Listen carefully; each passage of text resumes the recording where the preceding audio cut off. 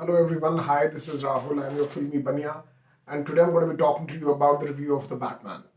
Yes, ladies and gentlemen, this is my review after a really long time, and I was busy with other things, but this is something which was so monumental I had to come out and make a review.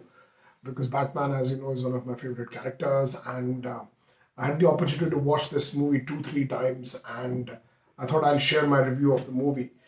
And I'm telling you, this movie is a unique experiment. And the idea of getting Matt Reeves to direct it, and the idea that this is the seventh outing of Batman as a character in films and television, is a very, very interesting experiment by Matt Reeves. Matt has directed movies like Cloverfield, like Dawn of the Planet of the Apes, and excuse me, he has created films which are very, very high concept, and he shoots them in a very, very different style. So something which I really loved about the Batman, and I'm so happy to review this, is that this is a new take on the Batman, but the film now goes back to the very origins of the comic book. So the first Batman came out in 1939 in Detective Comics number 27. Now, Batman, apart from being a superhero, is also a detective. And that's what you see in the new Batman. You see him in pursuit of the Riddler. Nothing is hidden, it's all out there in the trailers. And we see him tailing the Riddler, finding clues, something which is very basic, to all Batman fans. It's known, but it's been done in a very, very edgy startup style. So I would say this movie is like a startup Batman, because Batman is in his infancy stage. He's full of self-doubt. He started doing this work of vigilantism and, capturing the criminals, and he's very young.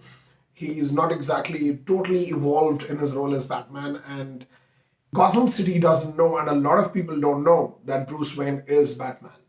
And I think this movie very clearly puts the entire onus on Batman in his early years. And when I say he's in his early years, it means that he's full of self-doubt. He's still gauging the whole concept of doing this work as a mass vigilante. You see him in a very different avatar. You see Batman on a bike wearing hoodie and helmets, and somebody who's not easily recognizable. I think that's the real thing here, that he is on the periphery. He's still not mainstream.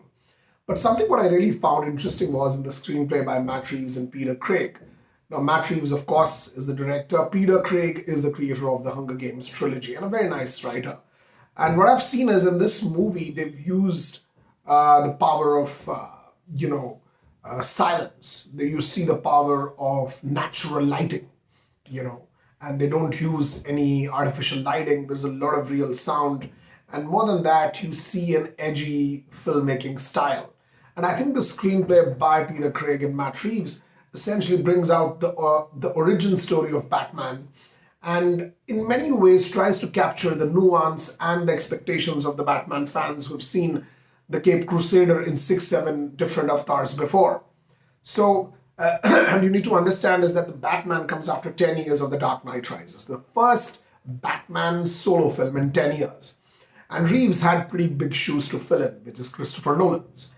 And he does that with aplomb. I think the movie exposes the entire workings of the Gotham City. And I think Gotham City as a character is so loud and so much out there in this movie that the city itself absorbs all of these leading characters in itself. In fact, Batman seems to be really a part of Gotham City.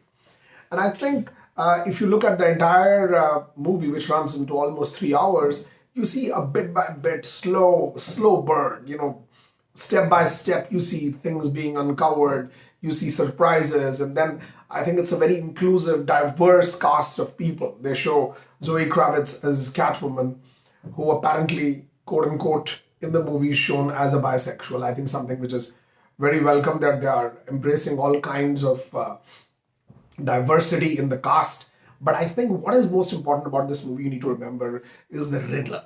I mean, you need to understand that 1948, when Bill Finger, the man who created Batman, co-created Batman with Bob Kane, created the Riddler. Now it's after almost 70 years of existence, Riddler gets his own film.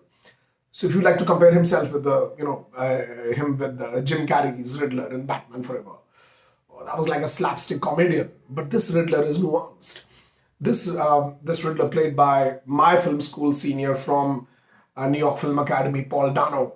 And Paul Dano is like a celebrity in NIFA, and you would know that this is his best role ever, I would say.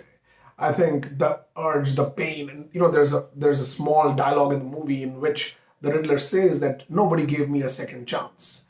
And they show, where he comes from, his humble origins, and how he was smashed within the system, and not given a serious hearing. And it turns out that the Riddler is actually a forensic accountant. And these are the new things which you would see, and it's the Riddler's movie, largely. And you have to remember that Batman, for all intents and purposes, is a great film, a great hero film, because it has the best villains.